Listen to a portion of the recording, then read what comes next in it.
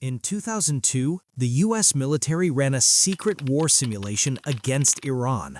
A retired general was put in charge of playing Iran's side.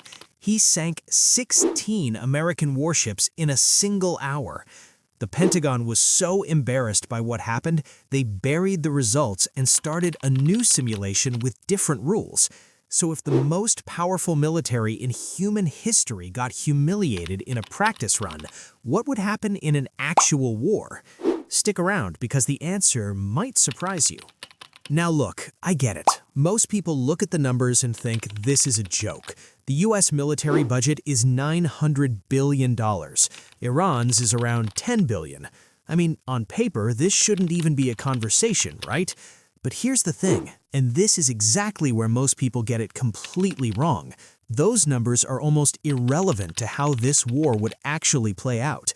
And once you understand why, you'll never look at this conflict the same way again. Now look, Iran isn't trying to beat the United States. They're trying to not lose, and that's a completely different game. Think about it this way. The US won every single battle in Vietnam. Who won the war? In Iraq, the American military dominated every engagement. Who won the war?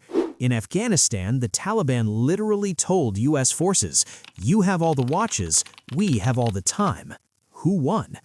And here's the part most people don't realize. The US military has actually run multiple war simulations against Iran, and again, they all reach the same conclusion.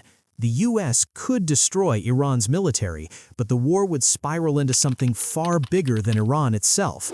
Iran studied this history very carefully, and over the last 40 years, since the Iran-Iraq War of the 80s, they built an entirely different kind of military strategy.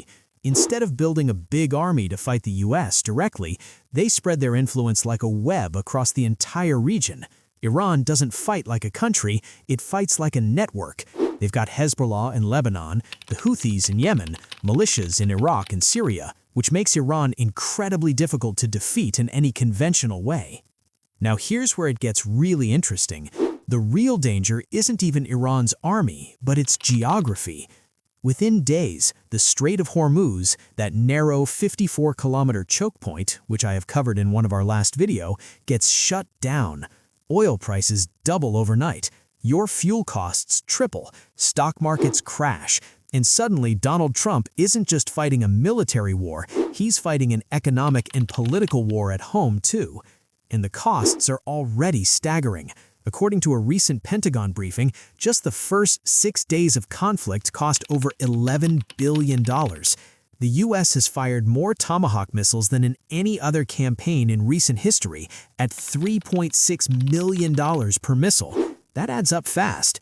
Meanwhile, Iran just has to wake up every morning and stand still. Every day they survive is a victory for them.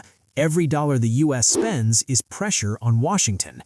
So the real reason the US can't easily defeat Iran isn't about weapons or soldiers, it's about strategy.